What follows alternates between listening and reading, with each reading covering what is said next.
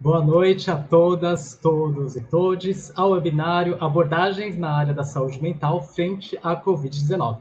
Bom, eu gostaria de saudar, em nome da organização desse webinário, a sua presença e audiência. Eu me chamo Rui Harayama, eu sou antropólogo de formação, mas aqui eu sou representante do Fórum sobre Medicalização da Educação e da Sociedade, que é um movimento social que participa do Comitê Nacional para a Promoção do Uso Racional de Medicamentos.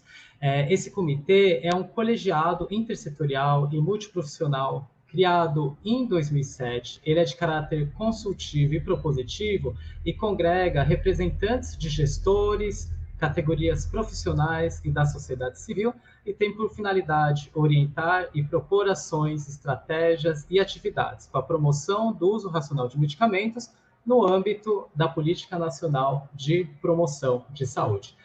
Bom, vale lembrar, então, que esse tema do uso racional de medicamentos, ele surge em 1985, na Conferência de Especialistas em Nairobi, onde esses representantes de governos, usuários e da indústria de medicamentos reuniram-se para garantir que os desenvolvimentos tecnológicos e científicos das tecnologias de saúde pudessem ser distribuídas de forma equânime, né? Então, a gente, desde então, entende que há uso racional de medicamentos quando pacientes recebem medicamentos apropriados para suas condições clínicas, em doses adequadas, às suas necessidades individuais, por um período adequado e ao menor custo para si e para a comunidade. Ou seja, esse é um debate cada vez mais urgente nesse cenário de pandemia e da pós-pandemia. Nesse webinário, o comitê vai seguir o debate que foi iniciado no 7º Congresso do Uso Racional de Medicamentos e nas publicações que eu vou ressaltar aqui, né, o uso de medicamentos e medicalização da vida, de 2017, contribuições para a promoção do uso racional de medicamentos, que foi lançado esse ano, o volume 1, e o volume 2, contribuições para a promoção do uso racional de medicamentos, que foi lançado na data de hoje. Bom, todos esses materiais, eles estão disponíveis no site do comitê. Nessas publicações, pautamos a importância da discussão crítica, né, à medicalização, falamos sobre a importância da discussão da desprescrição dos medicamentos e o uso de fitoterápicos como forma de promoção do uso racional de medicamentos. Bom, nesse webinário aqui, nesse webinário, abordagens na área da saúde mental frente à Covid-19, a gente quer pensar como esse tema tem aparecido nos territórios, nos serviços de saúde e na gestão pública, em diferentes cenários, e como essas abordagens podem contribuir para a promoção do uso racional ao medicamento, destacando as experiências, iniciativas e desafios. Então, para essa sessão, a gente convidou a Vivian Camacho, que é a coordenadora da região andina do Conselho Mundial pela Saúde dos Povos e diretora de medicina tradicional do governo boliviano, que vai falar sobre a experiência da Bolívia, né, com a medicina tradicional como ferramenta de promoção da saúde mental. A gente também chamou Rossana Novo, que é presidente da Associação Brasileira de Saúde Coletiva, professora e pesquisadora da Unicamp, e vai trazer para a gente o panorama da perspectiva da saúde coletiva frente à Covid-19. E também a gente convidou o André Baniwa, que é uma liderança histórica e indígena nacional do Alto Rio Negro, é um intelectual e professor, que vai falar para nós sobre bem viver e saúde mental na pandemia. Então, eu vou convidar aqui já para falar primeiro para nós a Vivian Camacho, né, Vivian Camacho, que terá 15 minutos, então, para fazer sua exposição. Seja bem-vinda, então, Vivian. Muito obrigado. A fala está com você. Grata, querido Rui, grata a cada pessoa que faz parte desse equipe maravilhoso. Uma grande saudação para nossos companheiros palestrantes também, para o parente Andrei, para a Rosana. Que lindo encontrar a gente fazendo esta caminhada, fazendo essas reflexões, transformando a saúde no mundo mesmo. Ainda que somos pequeninos, mas temos essa força, temos essa coragem de nós ficar organizados e partilhar. Essas partilhas fazem parte estratégica muito importante para continuar construindo saúde popular na nossa região. Eu me apresento com vocês.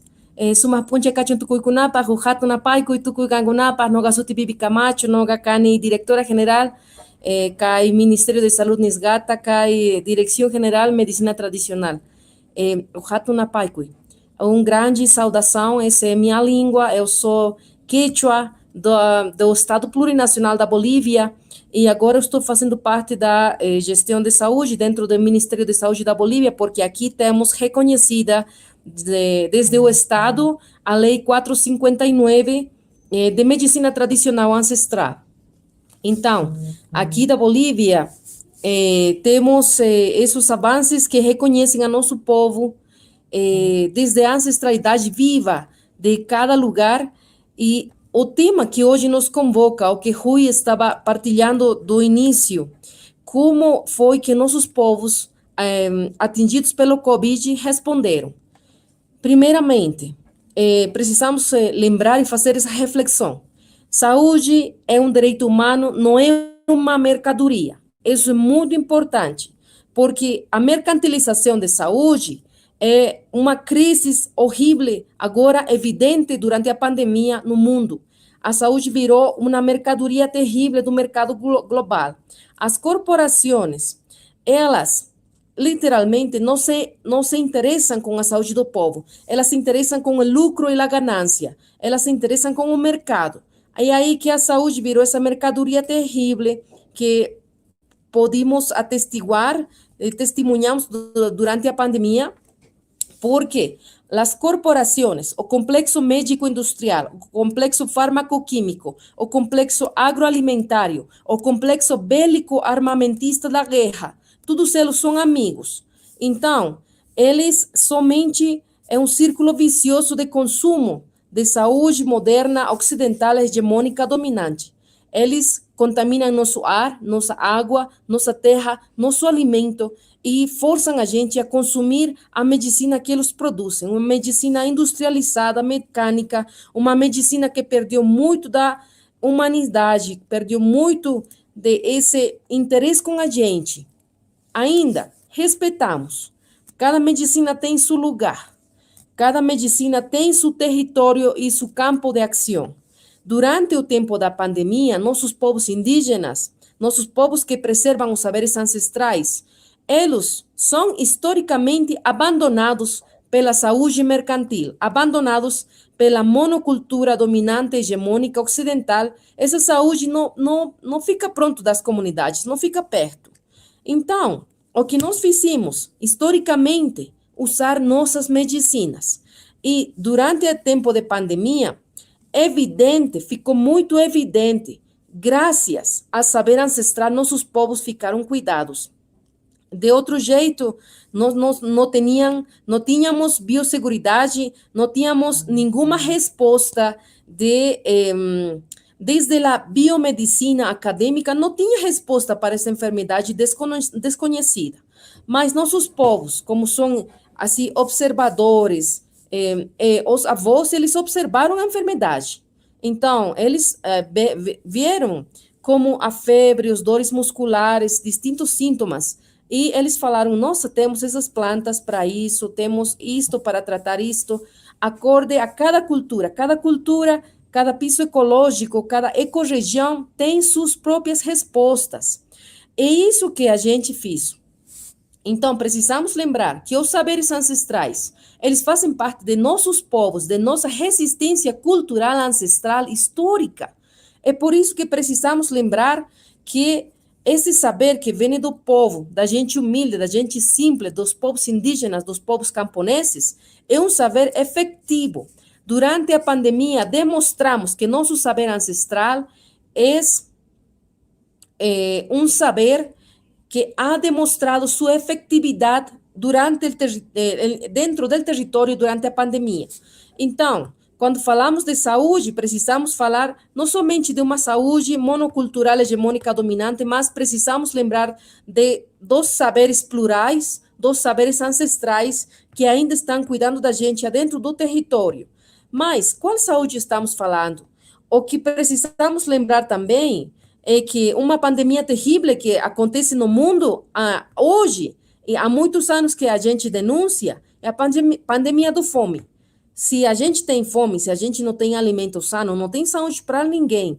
É por isso que precisamos falar que alimento sano também é direito humano. Precisamos falar que, graças, é porque nossos povos camponeses ainda estão lá, e que a gente tem comida no prato na mesa. Porque as corporações não se importam com a fome da gente, as corporações não se importam com a saúde da gente. Eles só velam, eles só se importam com lucro e ganância. É por isso esse sistema mercantil capitalista que está levando o mundo inteiro a essa crise terrível, crise econômica, crise climática, crise de saúde, porque já não é sostenível, não é mais possível.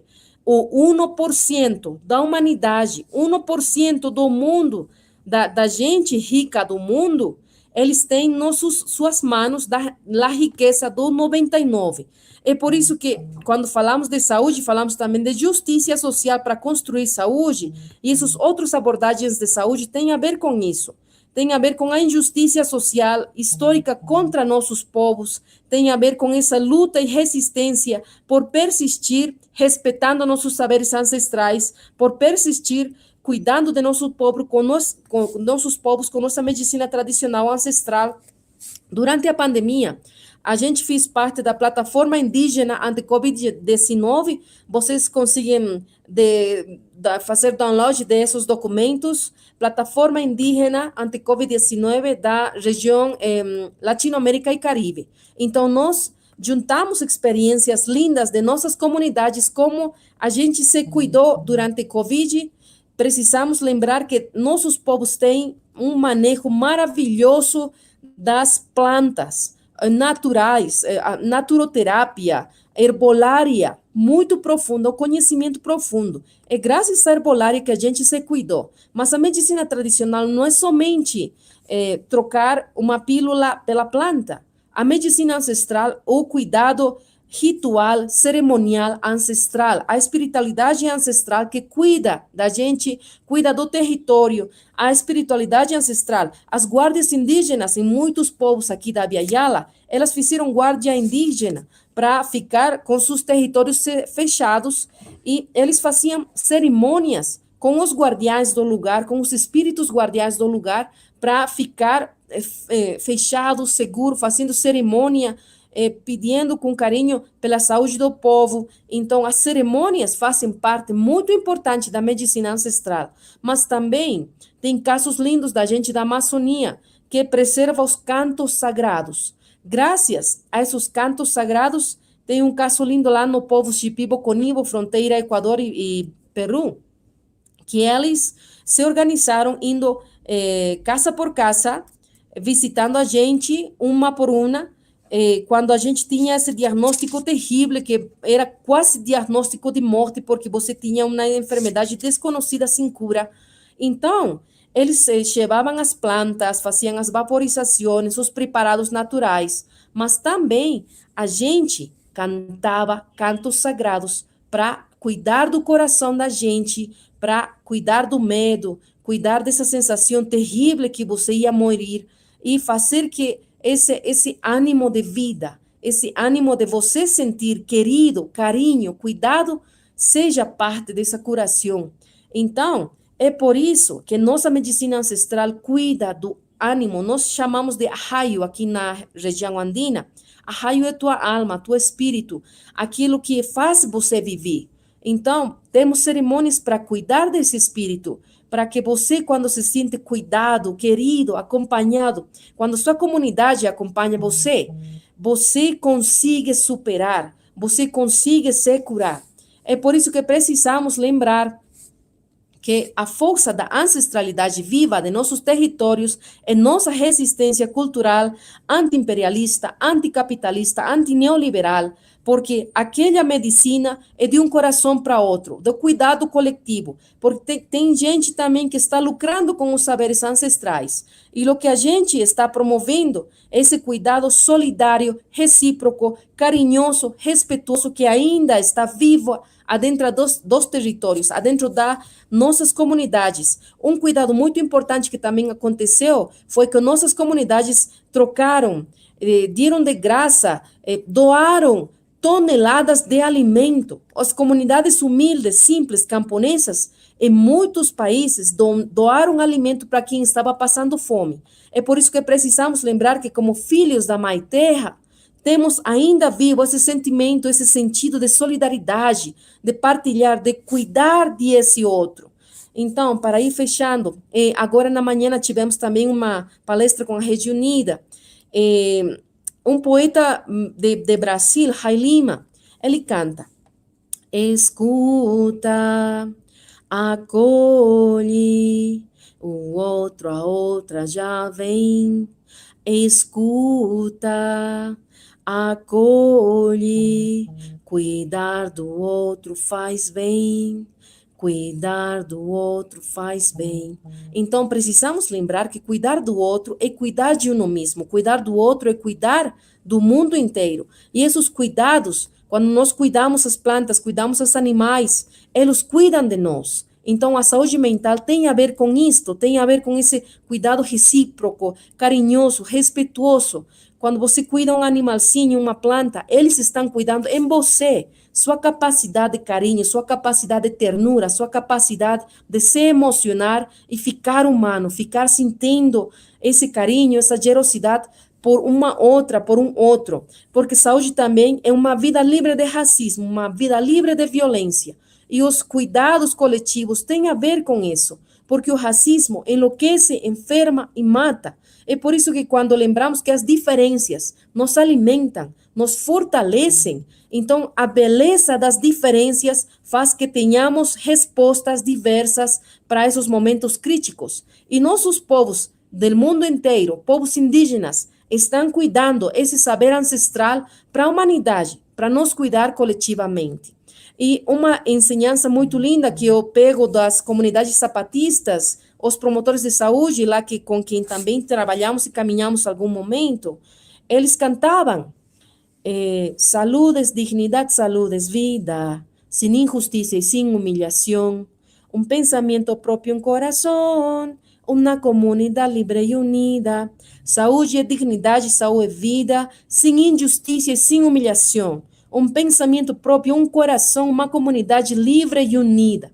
Tudo isso faz parte da saúde mental. Tudo isso constrói nossa saúde integral. Então, gente, vamos lá caminhando. Eu acho que essas reflexões ficam pequenas, mas é preciso juntar nossas vozes, nossos esforços, esse coração, de um coração para outro que sai a voz e se forma um tecido lindo de cuidados da vida e que ficamos lá esperançando mesmo, como o nosso Paulinho Freire nos ensinou, que os cuidados diversos se complementam. E aí vamos complementando pensamento, palavra, coração. Um abraço muito grande, vamos escutar nossos irmãos também. Graças, Rui, pela oportunidade da partilha. E vamos lá, gente, cuidando o mundo, cuidando do outro, cuidando de nós. Esse cuidado coletivo faz parte dessa resistência coletiva para transformar com carinho aquelas realidades que ainda nos violentam e nos humilham. Cuidando com carinho, com respeito.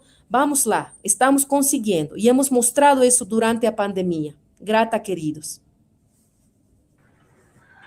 Já me sinto aqui acolhido e já convido aqui nessa roda, né?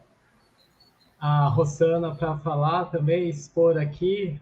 Depois dessa fala, aqui vem desde o Andes, vai chegar aqui no Brasil.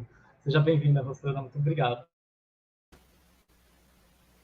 Obrigada, Ru. Eu que agradeço e que bonito estar aqui junto, ter a honra de estar com a Vivi e com o André. Eu pensei em comentar primeiro assim com a gente, né, para que possamos pensar juntos, né, sobre o que essa pandemia terrível que a gente está passando, né, parece que está diminuindo, tem deixado, né, para nós como tarefa e como sequela assim, no campo da saúde mental. E aí eu queria então me apresentar e dizer assim, olha, eu estou aqui representando a Abrasco, né? A Abrasco é a Associação Coletiva a Associação de Saúde Coletiva, né, do Brasil. E a saúde coletiva se caracteriza por quê? Qual é a diferença, né, da saúde coletiva com essa saúde mais biomédica que a Vivi estava criticando? É um conceito de saúde da comunidade que se apoiou sempre muito nas categorias que a gente chama, que estuda das ciências sociais, então, que respeita as culturas, que respeita, que se preocupa por estudar as desigualdades sociais e ver como que isso impacta, né, no processo de saúde e de doença. E eu acho que é muito importante, então, que a gente possa pensar nas consequências, nas repercussões que a falta de equidade traz e como isso impacta na saúde mental, né?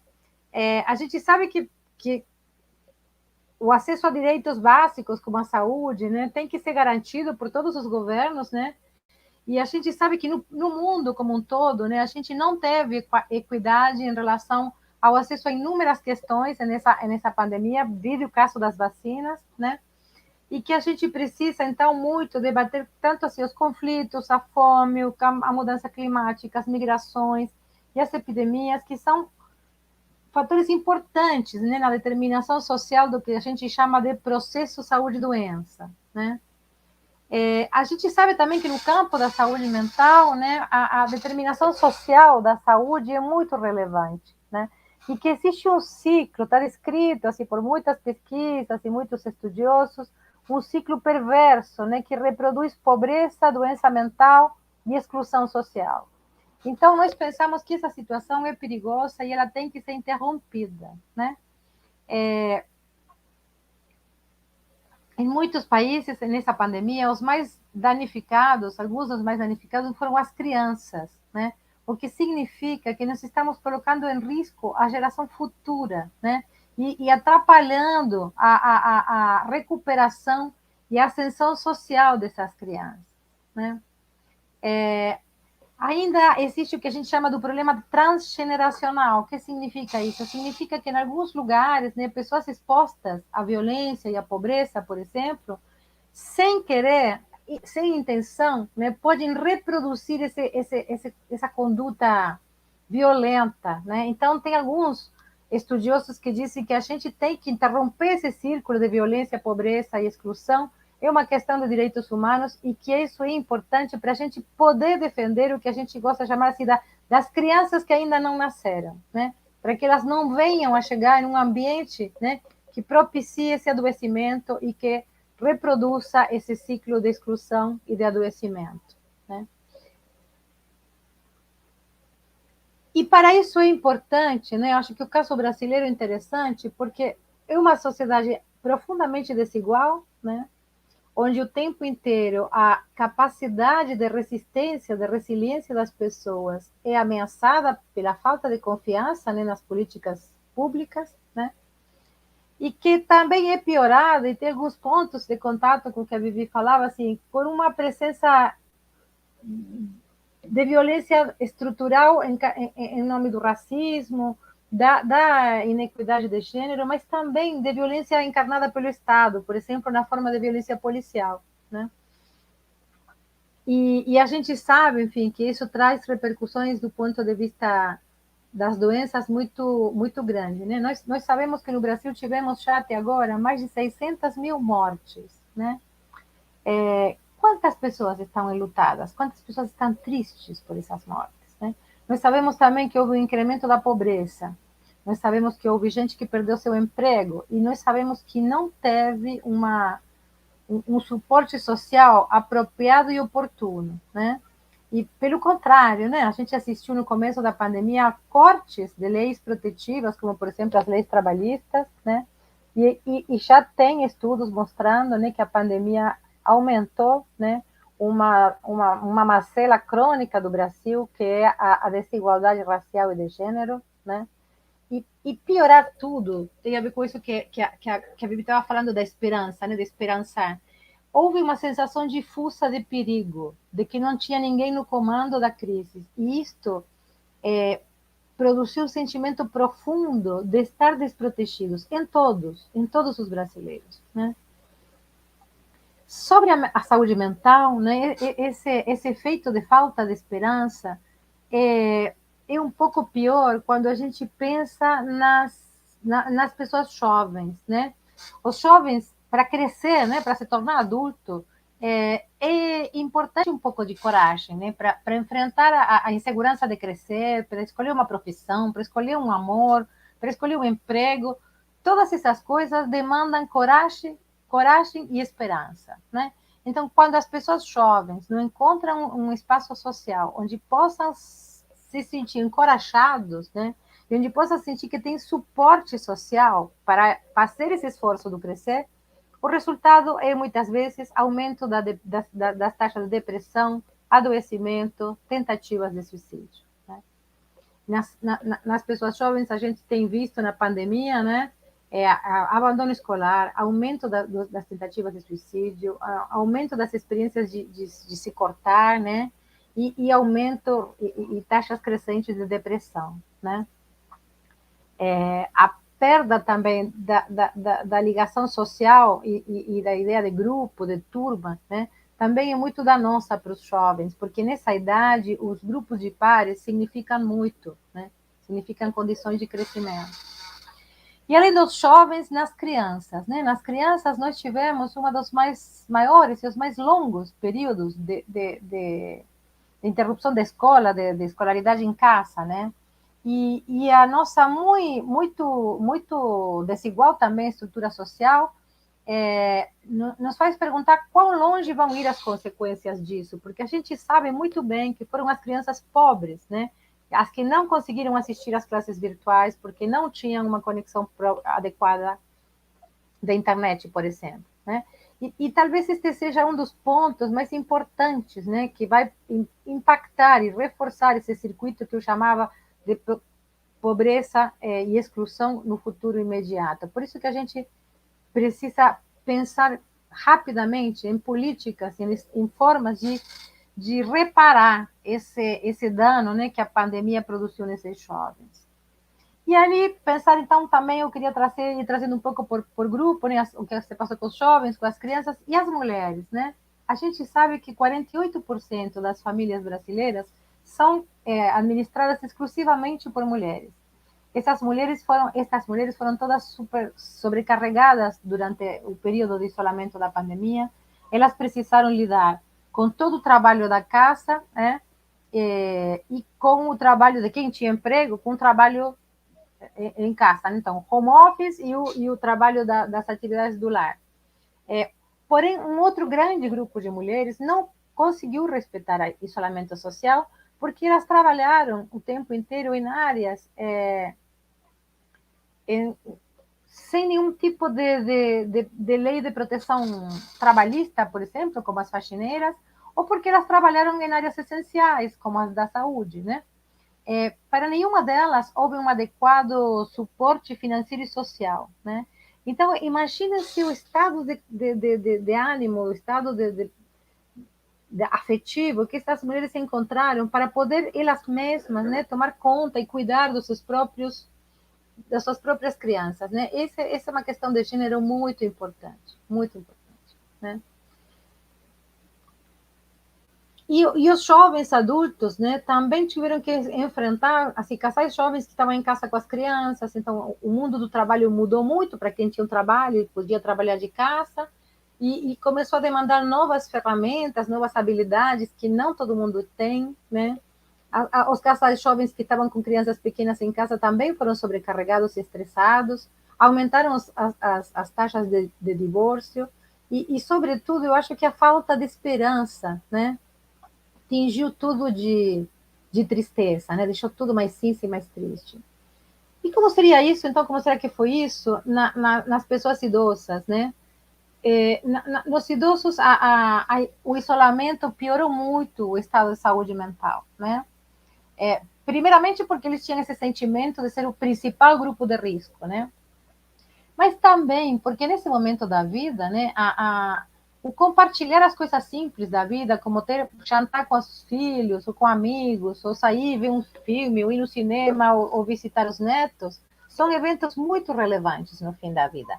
Perder essas atividades aumentou a sensação de não ter utilidade, né, de serem prescindíveis na sociedade. As taxas de depressão cresceram muito, né? E além disso, além desse aspecto específico assim, da saúde mental, também tivemos uma perda, né, do segmento clínico para muitas doenças crônicas, que também piorou o estado geral de saúde dessa parte da população, né? E o que a gente poderia dizer que se passou, né, sobre o nosso SUS, sobre o nosso sistema de saúde, né? Então, durante os piores picos, né, da pandemia, dependendo do local, do estado, o sistema de saúde foi totalmente sobrecarregado. Houve, no início, uma crise muito séria de falta, né, de insumos, de tudo, né? Desde equipamento protetivo, a leitos hospitalares, oxigênio, enfim, um cenário terrível, né? Porém, depois que isso passou, né, ainda persiste uma situação preocupante de desorganização, né? Longas filas para diagnóstico e tratamento de outras doenças que se viram repressadas pela pandemia, né? E especificamente sobre a rede de saúde mental, né, sobre o que a gente chama da RAPS, né, houve uma perda muito séria da estruturação dos serviços. Muitas tarefas e atividades relevantes, como sessões grupais, atividades culturais, ainda não foram recuperadas, né? Muitos serviços especializados interromperam as consultas presenciais, e isso também foi um fator que aumentou a inequidade, porque muitas pessoas e muitos pacientes não tinham inclusão digital, né? E também, relativo ao fórum que o Rui trabalha, né, assim, a prática de renovar prescrições sem consultas pode ter levado à medicamentalização e atrogenia. A gente não tem ainda estudos mostrando a dimensão disso, mas é possível pensar nisso porque a gente sabe que foi uma solução, né, que as pessoas pensaram durante o isolamento. E aí eu quero concluir pensando um pouco assim, o que nós podemos fazer para melhorar, para não falar só do que foi ruim, mas pensar o que a gente precisa, né? Eu acho que a gente precisa algumas coisas. Primeiro pensar assim, o que precisamos para nos recuperar do luto, né? O Freud dizia que a cura do luto era um verdadeiro trabalho, né? Então nós precisamos aumentar as atividades dentro e fora do setor saúde para poder oferecer cuidado apropriado. Novos dispositivos, ligar cultura com saúde, suporte social e artes vão ser muito importantes, né? De qualquer maneira, eu acho que como um primeiro passo, né, o sistema social brasileiro precisa reparar o dano, né, e estabelecer urgentemente, né, um suporte financeiro para as viúvas e para os órfãos da Covid. E o que a gente tem que fazer em termos de nos recuperar, né, de recuperar nossa dignidade e nossa esperança como um país? E nesse sentido, eu acho que nós precisamos justiça, né? Nós necessitamos, como nação, né, acreditar que todo o dano produzido não ficará sem ser punido, né? Nós precisamos de políticas para reparar as inequidades, né, e para interromper o racismo e a discriminação machista contra as mulheres. Nós precisamos também melhorar muito a qualidade e a cobertura de uma boa cobertura educacional que permita às crianças que ficaram para trás durante a pandemia poder fazer um avanço mais importante para poder diminuir essa desigualdade que a gente incrementou, né, com essa falta de educação durante a crise. Eu acredito que podemos fazer isso e eu espero muito que tentemos, todos juntos, fazer isso para nos recuperar. Eu agradeço muito, muito, muito pela invitação, por estar aqui com vocês nesse momento. Obrigada. Eu agradeço. É muito importante essas falas e como esse cenário vai sendo imaginado na América Latina, né? E aí eu gostaria, então, já convidar o André Baniwa, que é uma liderança histórica para o movimento indígena no Brasil, para falar um pouco sobre a perspectiva a partir dos povos indígenas, né? E sobretudo por conta dessa necessidade, como Rosana falou, dessa implicação dos equipamentos de cultura e de arte, né? Então fazer centramento, né? André Baniwa, que é uma grande liderança, sobretudo no campo político e educacional. Seja muito bem-vindo. Muito obrigado pela presença. Fique à vontade. Obrigado, Rui. Boa noite. De Piwaika. Katima no Kare. Piwana Kapuan, Kago Karno. Nukitinda Takariako Tinako. Muito feliz de estar por aqui. Cumprimentei a todos em Baniwa e estou feliz, né, para compartilhar um pouco a visão contemporânea sobre o tema que me foi colocado para abordar por aqui, né? E dentro do tema que está colocado, é falar de bem viver, que é uma discussão muito aprofundada de países vizinhos, dos parentes de onde vem a viver, né? E que nós, Baniwas, também tratamos de refletir sobre ela e verificamos que também nós falamos no dia a dia sobre essa questão do bem viver, né? Por que não se falava sobre isso? Porque a pressão, a colonização, a forma que as coisas chegaram e destruíram o nosso sistema de vida cultural, de conhecimento, cerimoniais, foram muito fortes, até negação de línguas indígenas em alguns povos, né? Uma parte do nosso povo Baniwa, a pressão da religião, que é uma das formas de colonização, proibiram suas falas, por exemplo, né? Então, isso... E na legislação brasileira, na Constituição brasileira, não existe essa palavra, né? No máximo, existe bem-estar na Constituição. Então, mas quando discutimos a partir da experiência de outros países, vizinhos dos parentes indígenas, descobrimos que, então, bem viver existe originariamente, né? É um dos princípios fundamentais da vida dos povos indígenas. E como é que é para você se sentir bem internamente entre os Baniwas, nas comunidades, entre as famílias, entre comunidades do mesmo povo, de uma região? Como é que é esse bem viver, né? Dentro do território tradicional do povo Baniwa, cada família, por exemplo, deve ter uma, duas, três roças, ou 4 roças, né? É uma família. E os trabalhos são sempre da família, mas com ajuda de outras famílias para fazer para ter as suas próprias coisas, né? De roça, de casa, maneira de fazer seus materiais de caça e pesca, materiais de beneficiamento da mandioca, que são usos das mulheres feitos pelos homens na nossa cultura. Cada família tem que ter isso, aí você vai se sentir bem, né?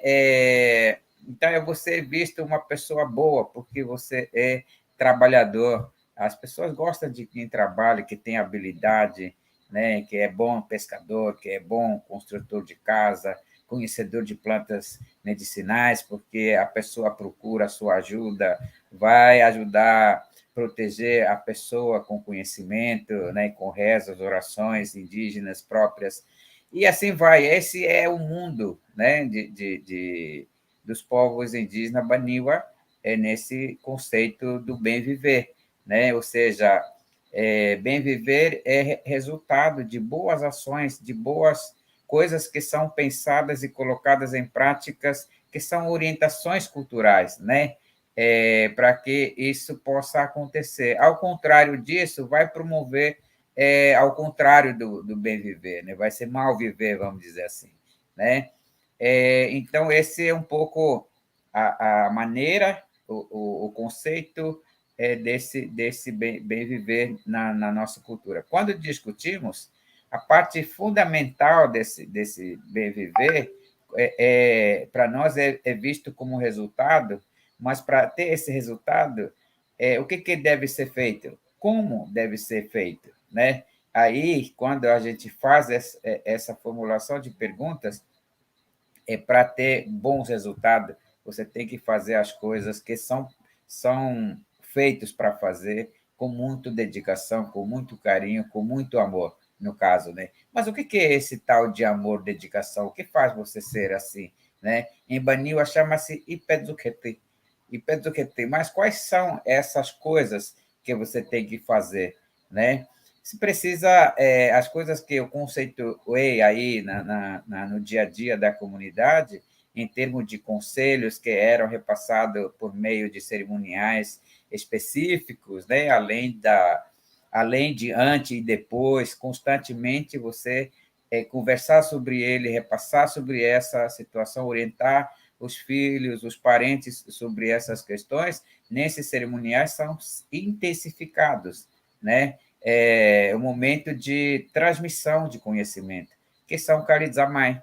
Então, o homem e a mulher são treinadas durante 30 dias com principais orientações, que são princípios da vida, que vai servir para a vida deles, para aprender a trabalhar, né? Para aprender a construir as suas coisas, para que as pessoas não possam ficar falando fofoca sobre ela, né? Que para ela não ficar mexendo nas coisas dos outros, que na cultura não indígena chama-se para não roubar, né? Então, você tem que fazer as suas próprias coisas. Você tem que aprender que, com o seu trabalho, você tem que compartilhar com outras pessoas. Compartilhando as coisas com os outros, assim, voluntariamente, que vai retornar coisas boas sobre você, né? E aprender nesse período de cerimonial, de repassar os conhecimentos, é feito com jejum, né? Não pode comer pimenta, não pode comer assado, não pode comer comida quente, só come certa chibé com água, né, durante esse período, que é para fazer com que esses jovens, né, aprender que a fome dói e que para quando alguém procurar comida com ele, poder oferecer com ipezuquete também, né, com amor, não porque você, não ralhando a pessoa, mas oferecer porque você sabe que ele precisa disso e ele, recebendo isso, ele vai se sentir bem igualmente a você e se sentir bem com você. Esse é o sentido desse conhecimento tradicional, né? É dessa forma que é constituído, trabalhado, desenvolvido a questão do bem viver dentro das nossas comunidades. No contexto de hoje, como é que ela funciona? Né? Eu estava falando aqui para vocês uma coisa totalmente dentro da cultura puramente baniwa. Só que hoje em dia nós vivemos num mundo onde tem educação escolar indígena, saúde indígena, doenças conhecidas e não conhecidas por indígenas, e nós temos as religiões que não são nossas, que são difíceis de serem entendidas, mas que são adotadas, e temos nossos direitos de resgatar conhecimentos, valorizar nossos conhecimentos, né? Fortalecer nossas identidades, e todo um sistema de vida que foi quebrada, que foi desvalorizada, né? Então, quando você coloca isso, traz novamente certos conflitos entre essas duas realidades.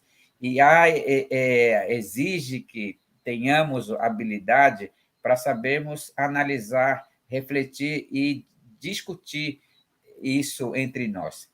E, nesse caso, o bem viver ele é muito importante, né? Porque, de alguma maneira, todas essas instituições e temáticas novas adotadas pelos povos indígenas, se você for tentar analisá-los, o objetivo delas é para que beneficie a comunidade, né? Só que cada um da sua maneira, cada um tem uma abordagem diferente e a gente precisa compreender isso. Antigamente, a gente não tinha figura do professor, do agente de saúde, do pesquisador, deixa eu ver quem mais, e outros profissionais, instituições, como comunidade, não vivíamos na comunidade, não tínhamos tal de capitão, animador, pastor, não tínhamos padre, não tínhamos freira, e não tinha presença da FUNAI, Estado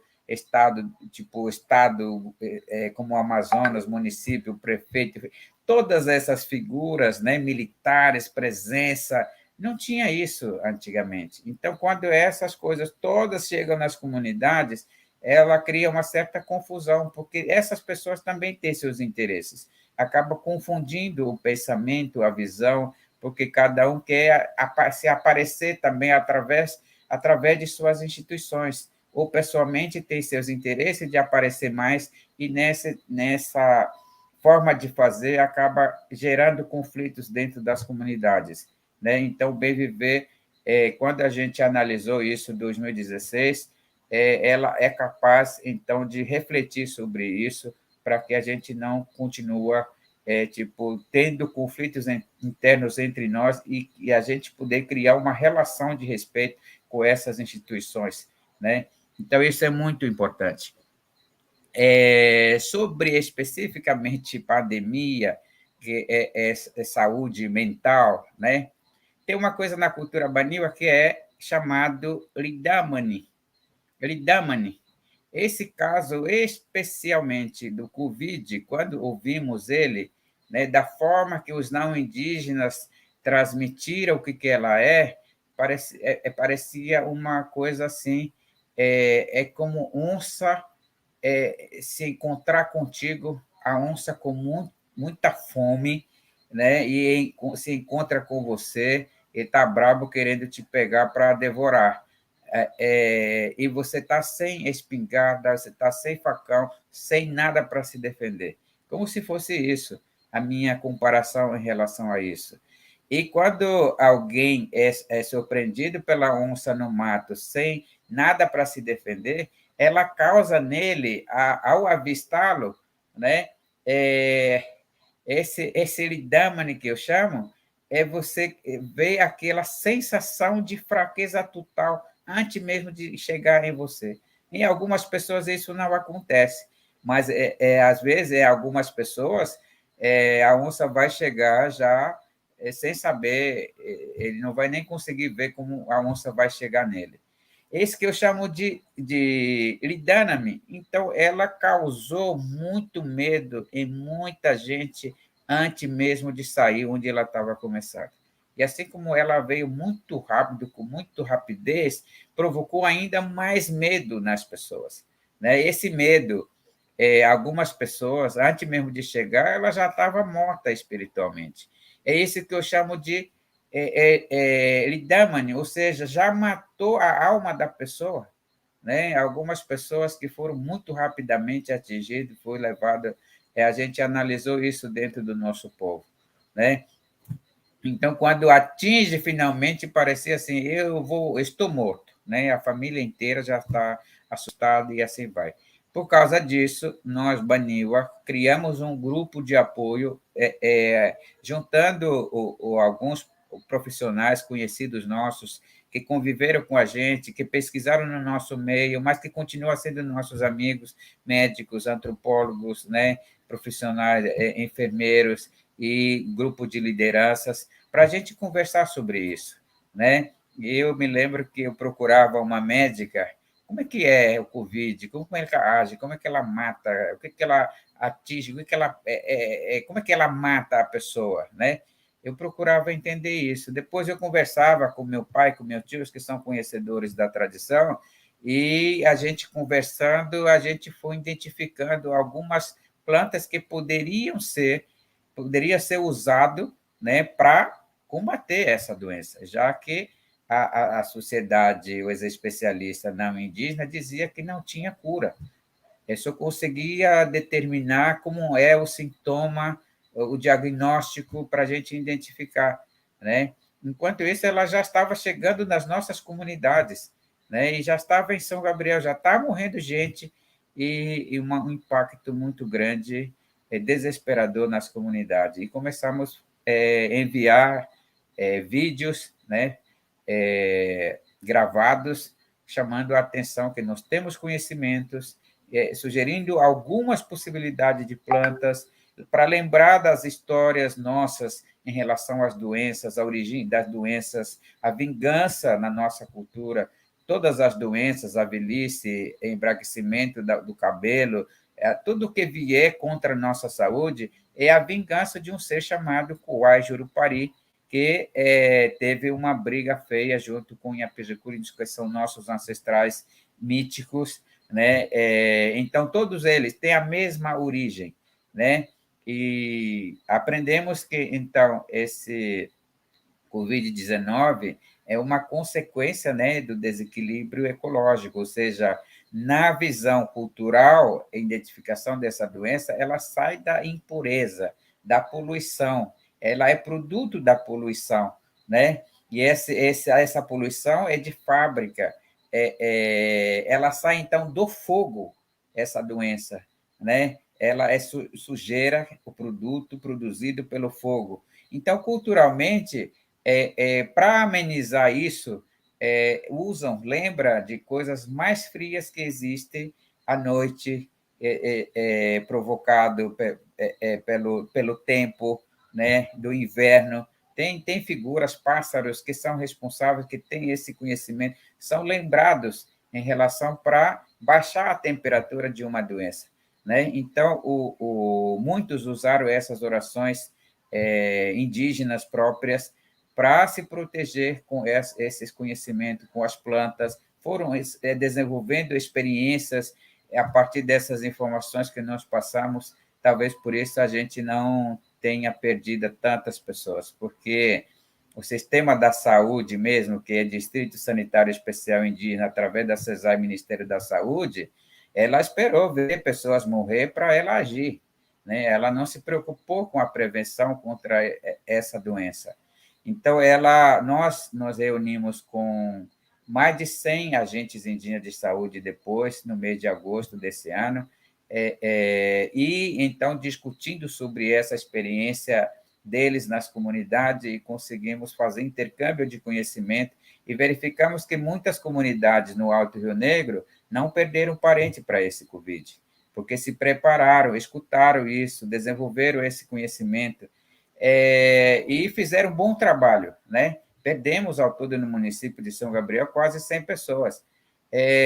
Do jeito que a gente ouviu a vinda antes da chegada dessa doença, e parecia que tinha acabado todo mundo, ia se salvar algumas pessoas só.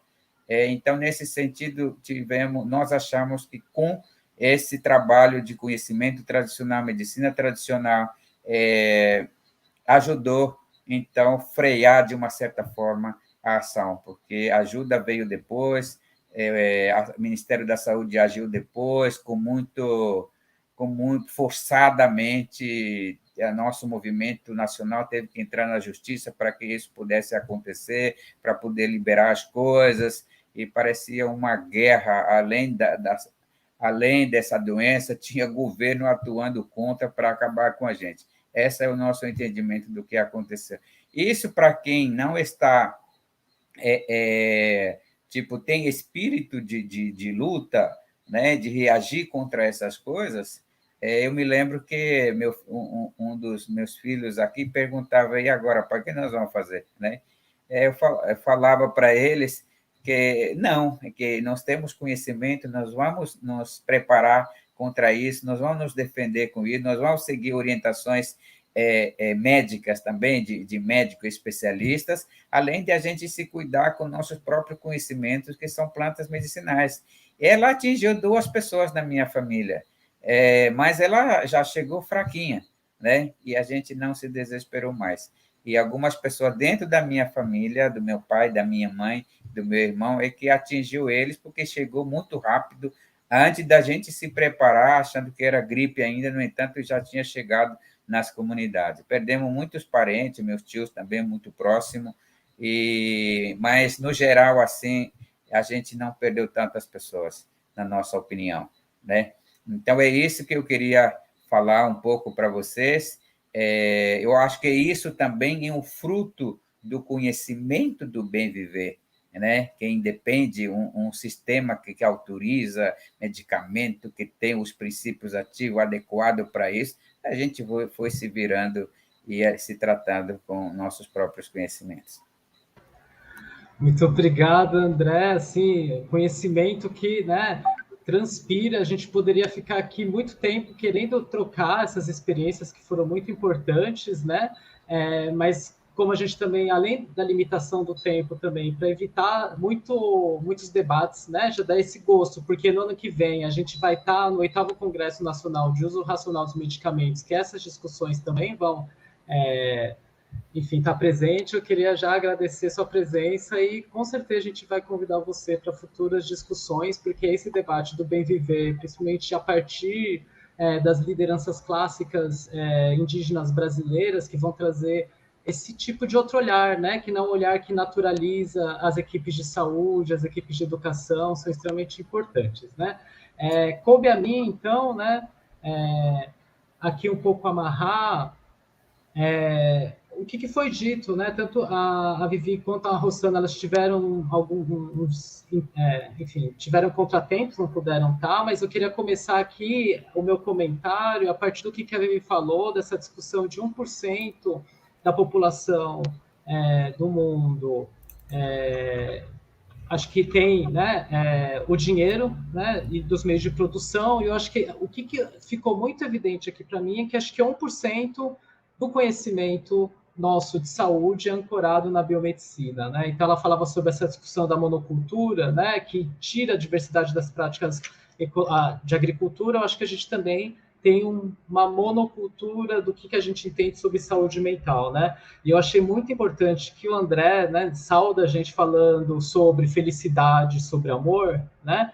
De oferecer esse cuidado com amor. E eu acho que aí é a nossa linha de pensamento, né? O que a gente vai fazer a partir disso? É claro que isso é o convite de um projeto de profissionais engajados no sistema de saúde, controle social no sistema de saúde também, mas um pouco para pensar o que o Rosana também trouxe para a gente, numa coisa muito bonita que ela falou sobre a gente salvar o futuro a partir de uma imaginação, né? E eu acho que uma coisa assim importante, que é essa discussão do luto como trabalho, da gente evidenciar e não silenciar o sofrimento e a dor, né, e os impedimentos que ocorreram, não com a população como um todo, mas das mulheres, das crianças, da população negra, né, dos povos indígenas, né, quando a gente está falando das pessoas, das mulheres trabalhadoras mãe solo, né, como é que a gente vai conseguir recuperar esse dano e não somente no plano da imaginação. Ela também está trazendo a gente para pensar que sonhar também é imaginar políticas públicas. Eu achei isso extremamente importante. Às vezes, quando a gente está falando sobre